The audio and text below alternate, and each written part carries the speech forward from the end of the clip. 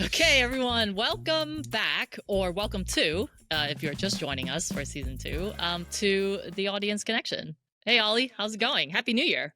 Hey, yeah, happy New Year, and welcome back. I'm really excited to start rolling out these new episodes. I did my first record this week, and it was brilliant. So yeah, good to wrap up on what we've learned so far, and then hopefully give a bit of a kind of preview of what's to come. Yeah, I think last year we had so many deep conversations, so many insights that surfaced, right, from our really expert practitioners when it comes to storytelling, but also, our behavioral and neuroscientists, right, really diving deep into the why behind the way the way certain content can connect or can't connect. So I think just having a little bit of a look back on that, right, to sort of see what themes sort of surface, but also what can we take with us, right, into 2026, because I think this is going to be quite a crucial year for storytelling.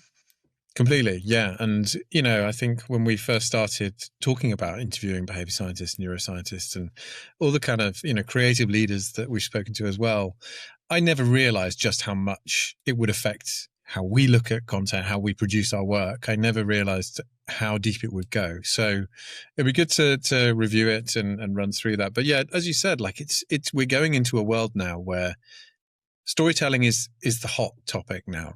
Like all brands are looking for them. It's out there now. Like everybody needs to become a storyteller. Brands need to become broadcasters, something we've been talking about for years. Yeah. And yeah, it's kind of, it feels quite timely.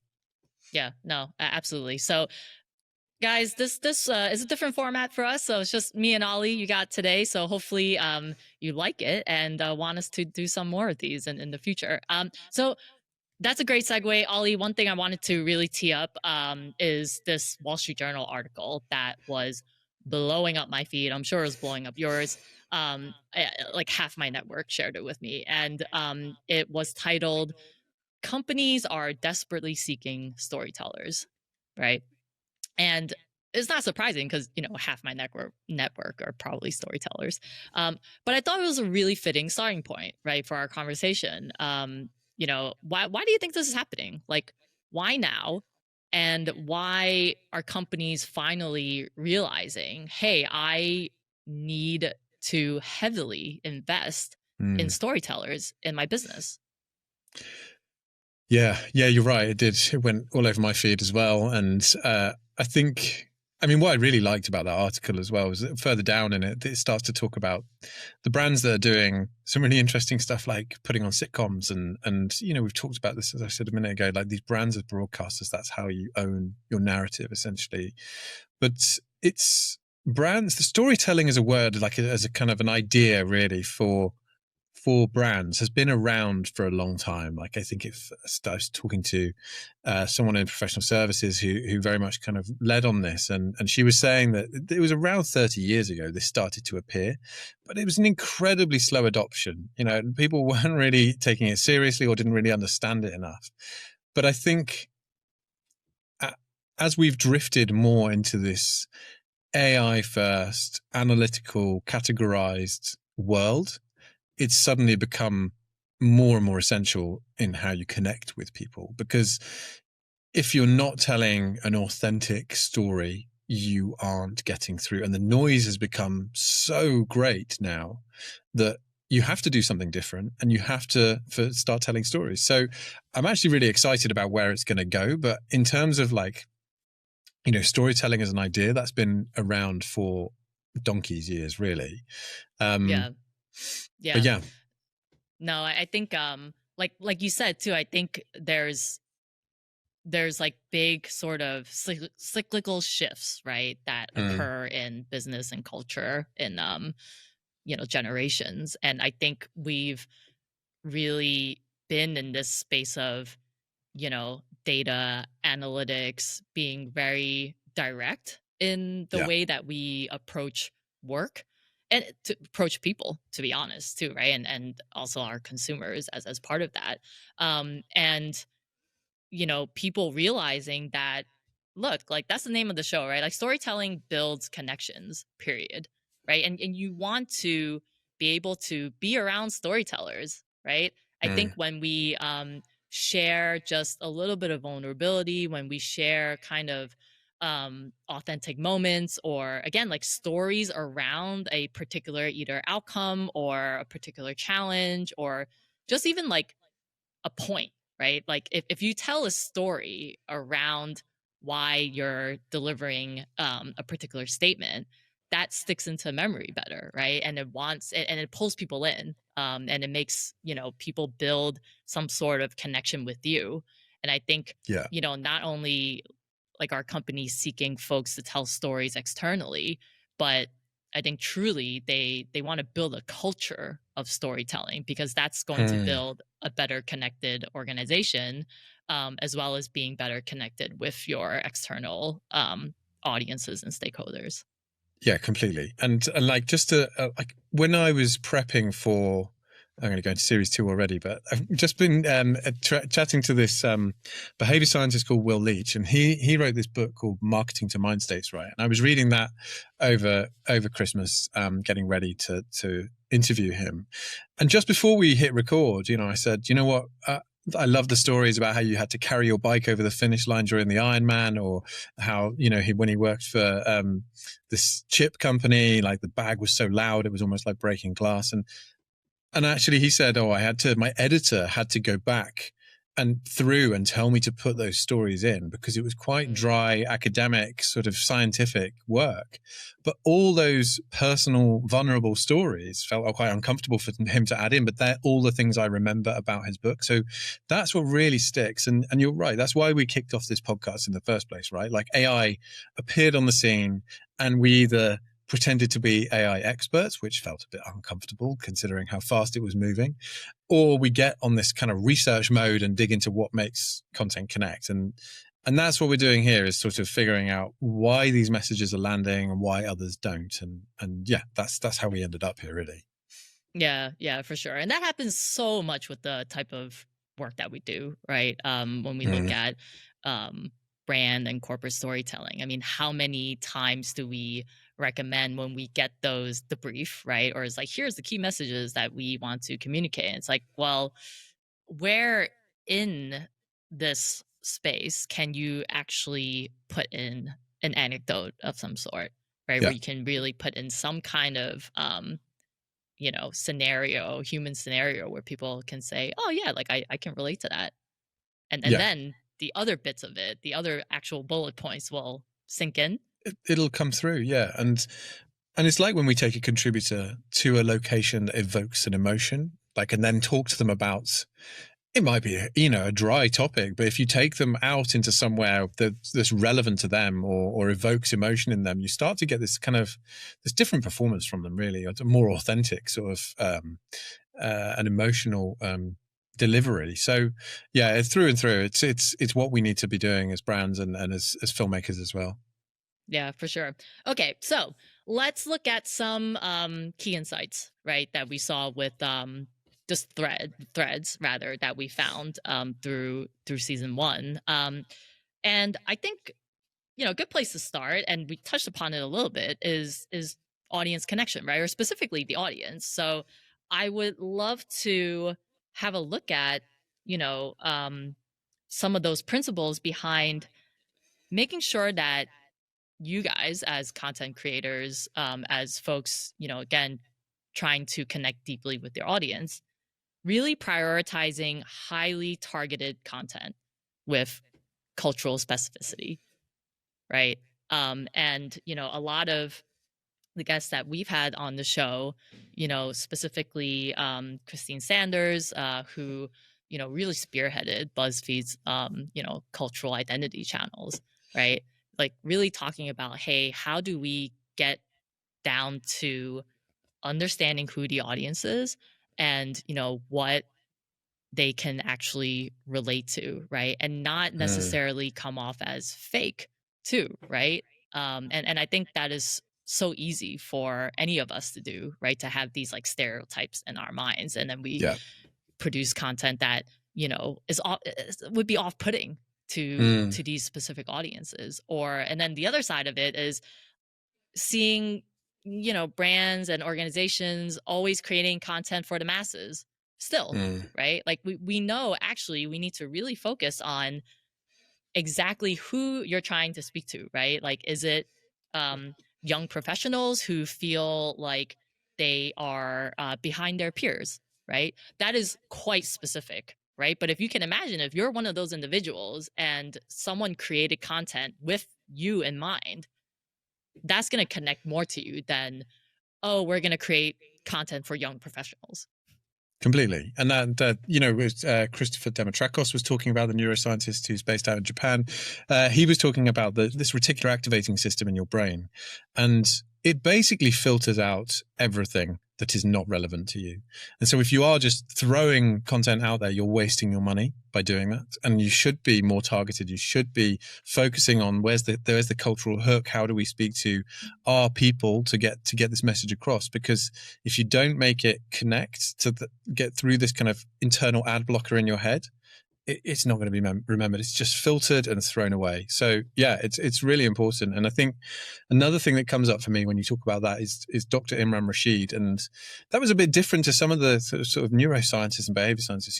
He really is focusing on the kind of the well-being of people when you're thinking Mm, about content, and he talks about the attention economy has been quite exploitative in a way. Like you've got algorithms that are trying to keep people hooked with rage and keeping people engaged like that. And actually we're mm, moving now into this intention economy where people need to take responsibility for the long-term impact of their products and their output and what they're putting out into the world on the human and the well-being of the people at the end of it, right? So I think hopefully we're moving into a sort of world where content will be more considered rather than less. yeah. You would hope so, though, right? Fingers crossed, to yeah. the pessimism in me, it's sort of like that's kind of the dream state, right? Where, organizations like these huge brands who are like billion-dollar companies, right, actually Yeah, want to have a positive influence on I people agree. and I future do agree. generations. I'm maybe a bit more hopeful than that, because you can see that the bans on social media for young people coming in, and just generally I feel like there are more controls coming into play, which will help with that. And also this idea of AI slop, really, like everybody is Yeah. so overwhelmed that I think eventually you get this saturation and actually you do seek out novelty or something different. So I'm hoping there'll be a change Yeah. coming. Yeah. I feel like there's many directions we can go here with what you just said. I'd love to, talk about obviously AI and AI slop, but also just this like idea of needing to differentiate. And that actually changes over time. Because we see, once like the cool kid does something, then everyone does that.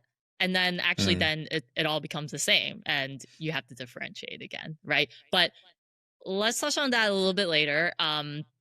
Let's talk about like AI and AI slop, right? And I think just generally the where that where that takes my mind to is also just the need for more and more content.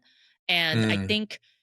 I think we need to be again more focused on what exactly that volume of content is, and being able to create content at scale that is very specific. And I think that's like the biggest challenge for whether that's like agencies or in-house agencies, right? Yeah, I was recently came across this survey of in-house agency leaders, right? I think one of the challenges that they face is the sheer volume of content that they have to produce. And I think that's kind of maybe where the pressure on utilizing AI comes in. yeah, Um, but you're getting sometimes AI slop. So, you know, completely. And it takes ages to get something that's decent with AI. I mean, it's changing. Obviously, you can produce things much faster now. But again, I fall back on Christopher Demetrakos' session there, because he would argue that the reason everybody is chasing the volume is because we're in this Gen 2 marketing where we're looking at clicks and likes, and we're driven by these large tech companies, Meta coming out with their infinite ads, where it's like, you don't need an agency anymore. We're just going to pump ads into, the right people's in front of the right people on Instagram, and they're just going to buy your products. There's no need to kind of worry about ad agencies anymore. But again, I think when you actually focus on something that's relevant, so if we go back to the idea of the reticular activating system, filter everything out, it really doesn't matter how much you produce. The volume should actually come down, and you should start to produce something that is targeting someone's personality or their mindset, or it's starting to work on this more psychological idea to target people in that way. And that doesn't need to, that sounds quite manipulative to just say it out like that, target people's psychology, but it can be a really beneficial thing, right? Like if you're trying to employ well-being in the workplace, or if you're trying to recruit the right person, you can use personality traits. You can use these neuro and behavioral science tricks, essentially, to find the right people for your organization, or communicate to people more effectively. Yeah. Yeah, I actually, I mean, I would say, and I agree with all that. I do think actually we want more content, right? But very each content should be so different and focused on, like Yeah, we say on the show, like the audience of one, yeah, right? yeah. And that's the nut to crack here is how do organizations create this very bespoke, high volume level of content without blowing the budget, right? Because at the end of the day, it's all a budget conversation.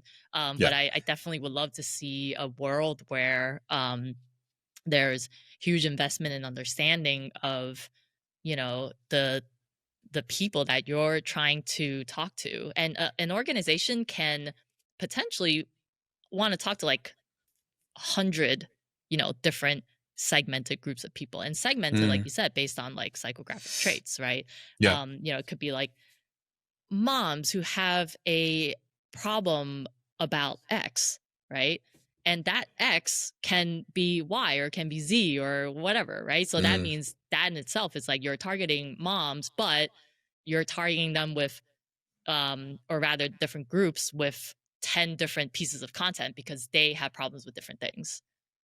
yes. Yeah. And that's why you end up with these kind of clusters, these personality clusters, and you target people with different sorts of content. And I do agree with you in a way, like you do need more content. I think you need more considered content. So in a sense, you're just scaling back. You're not just throwing everything out there. You're planning it out. You're doing something that hits that cluster. You can then, start to do something, maybe a sitcom, or do some, more authentic documentaries, or, whatever. Yeah. You're going to start to come up with these really kind of creative ideas. And that's the really exciting thing, I think, is that AI, from when we went into this, I was seriously kind of concerned that AI was going to sort of destroy us. But coming out of this year, I've actually feel really hopeful, is that it's sort of getting rid of the noise in a way. It's so oversaturated now that actually the brands that are able to become authentic, produce work that is really differentiated, they're the ones that are going to really kind of like stand out in this really messy ocean of content. Yeah. No, no, totally agree, right? Because if when you're looking out, it's like the sea of whatever sameness, and Yeah. it'll be so easy just to stick a sore thumb out and be like, ah, yes, that is very differentiated. Yeah. Um, I I feel like I want to also touch on story arc, right? Yeah. And this whole idea of, and maybe you can pepper in the why, right? Or the Mm. maybe neurochemicals that occur when we look at stories in certain structures, right? Yeah. So Yeah. when we look at, say, I've got those neurochemicals right here with me. I'll be ready to yeah, pepper yeah, them in. yeah. So Let's say, get them ready. I mean, we talked to like Brad Argent from Ancestry. We talked to Samantha Charlotte, also screenwriter, creative director, and they talk about transformation stories, right? They talk mm, about you know change has to occur right within the story that you're trying to tell, a yeah. hero's journey, if you will, right? So how do we like apply these story arcs, but also like why, right? Like what is happening in our brains neurologically when we're exposed to this type of storytelling. Yeah, completely. And that there's when you say there's no change, there's no story. That's bang on, really. And that is where you know what Paul Zak would say is that's the narrative arc is the most successful and effective way to sustain this idea of immersion. So he you go back and listen to the episode. It's quite, you know, there's quite a lot to unpack here, but you know, he basically found that oxytocin and dopamine is released in the brain when you are truly invested in a story. And we are effectively like cognitive misers, right? So we are making 35,000 decisions every day. So our brain is overloaded when we're making these decisions. And so we need something that's going to get through the reticular activating system and really start to kind of speak to that person. Because once you've got through that reticular activating system, you're in. You've kind of essentially burnt a neural channel into someone's mind, which is, again, sounds terrifying, but it's actually, you know, a way you're building this real estate of your brand in somebody's mind. And then you could, the other stuff you send over will be well received. So, but yeah, Paul says that, you know, this oxytocin and dopamine, once you're in that state, you can actually predict a business result off the back of it, right? And Mm, and some of the studies they did were incredible. Like the one that really stood out for me was with a music company where they listened to unreleased clips of music 3 months in advance, and if there was a spike of this immersion, so when they could measure this metric, there was they could predict a hit with 97% accuracy 3 months in advance. Now, the interesting thing is if you think about the sort of self-report, what people thought was going to be a hit, there was a zero. They could predict nothing. So once the actual kind of decision bubbles up through our cognitive layer cake and we say, actually, I like this and I like this and I like this, it's completely unreliable. And so you either need to be a really good you need to run a survey really well and look for the kind of behavior rather than what people are saying, or you go back to this neurological way of working and start to kind of really look at sort of, you know, what chemicals are being released at that time. But what I really liked about it as well is it goes back to this idea that it's a traditional story arc. You know, it's really strong characters. It's a kind of a challenge. They get disrupted in some way, and then there's a resolution, and they overcome their adversity. That is peak immersion. It's perfect, right? So keep going with that. And again, like I think in the behavior science stuff, Richard Shotton talks about chunking and like putting things into really clear episodes. And again, this is stuff we've known as filmmakers for a long time. And I love all this stuff because it essentially like gives us the most bulletproof why it works because it's grounded in science. yeah. So, It's like um, reaffirming what we've always known, but it's like, see, this I is know why. finally, yeah, look, these guys have been taking 10,000 blood draws and they realized that a narrative works. So yeah, Yeah. it's really exciting, but, I think it's I think it's a bit of a jump for people to make this whole idea of measuring and the idea of, you know, 99% of our decisions are made beneath awareness. The idea of targeting the subconscious is quite a leap. What I've realized, you know, clients are finding it quite hard to sort of go there. But I think once clients do, then it'll be really effective. So, you know, that narrative structure and clarity is really important. Yeah. Yeah. I think also especially in you know, customer stories, right? Mm, Or you know, when you look at just people stories in general, whether that's employee stories, I think really trusting in that narrative arc is going to make your content super successful. I mean, you know, I think about the work that we did with GoDaddy, you mm, know, for I think roughly 5 years. And we had, you know, Jillian Johnson on this show. And what I loved about that project was being able to talk to, you know, everyday individuals who are running their own businesses, right? And really took that leap, right, from the corporate life to pursuing their passion.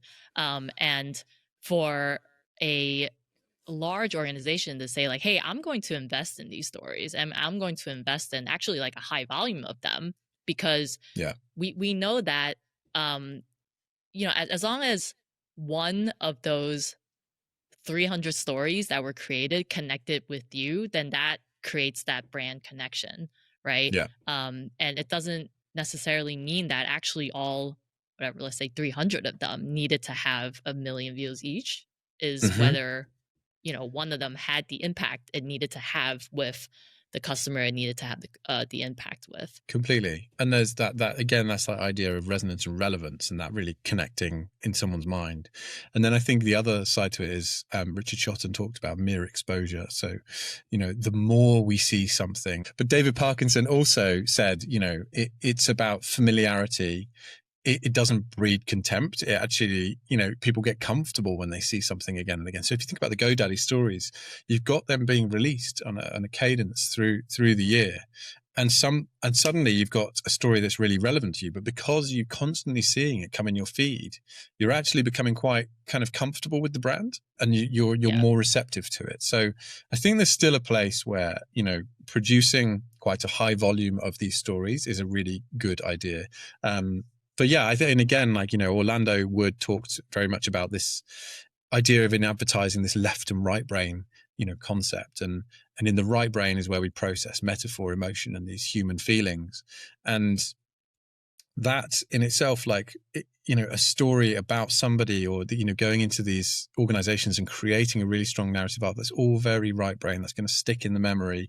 Whereas if you're going into dry facts and figures, it's going to be it's going to be there for a little while, but then it's short term, really. Yeah, and definitely something that we're gonna continue to push clients to do more of, or again, just the industry in general, right? I think a big part of this show is it is really more about creating industry shifts too, in the way that we think about how we tell stories and why, and again, focusing on who we're trying to speak to as well, so that we're not just saying the same thing to everyone. The whole, talking about the neuroscience and behavior science aspect of things and connecting that to story arc, etc. When I was prepping for this chat, Ollie, what I did was I put all our episode transcripts into Notebook LM. And if you guys are not, if you guys don't know about Notebook LM, it's a really great tool, really great AI tool for research, etc. So I put all our episodes in there, and there's this function of creating a conversation, a podcast, essentially, about the content. I've heard those two cheeky chappies. Yeah. So what I did was I said, okay, give me a debate between essentially, Ollie's guests and Ollie's views versus, Lydia's guests and, the way that they kind of approach the application of storytelling.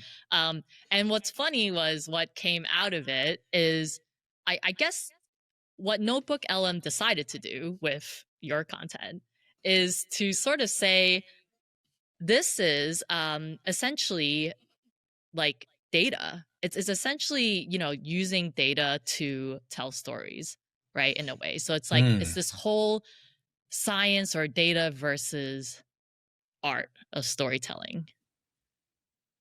Interesting. Yeah. I disagree with Notebook LM on that front, because I think it's, again, I was saying before, I think these are backing up decisions we've made for years as filmmakers, and creative decisions. Now, there is, I know there's a sort of an argument that if you go down this sort of neuroscience or behavior science route, then you are sort of clipping your creative wings effectively. So you're creating content using data and what will kind of penetrate.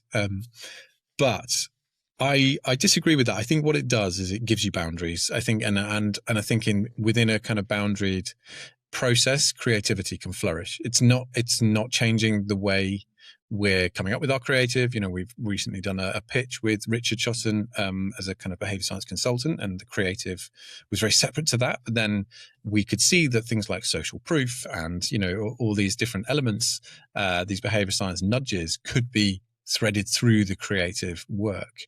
I still think there's an opportunity to be really creative with this stuff, and more creative, I would hope. But I don't know. I think data versus art is a fantastic sort of talking point. We've done some very small kind of roundtables with that topic exactly. So yeah, it'd be good to hear your take on it as well.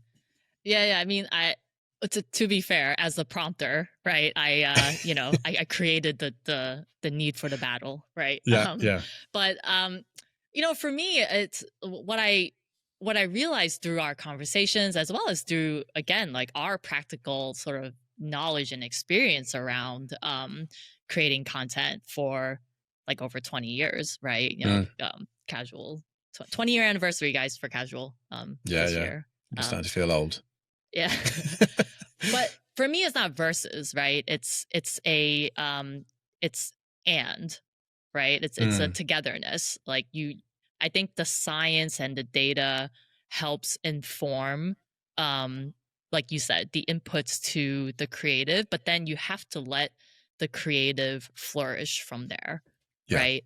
Um, because at the end of the day, it's all about application, right? Like we can understand, again, all these psychographic groups, like, oh, what will bypass their RAS, right? We can have that all written on paper, but in actuality, what's beautiful about filmmaking is that if you received that brief, Ollie, you would create a very different film than I would. Yeah. Right. So I think that is the beauty of, and again, a lot of our contributors mentioned this, but it's trusting your creatives, right? It's really when you're, from the brand side, is relinquishing some of that control, right? And really trusting in the people who understand how to do this dance, right?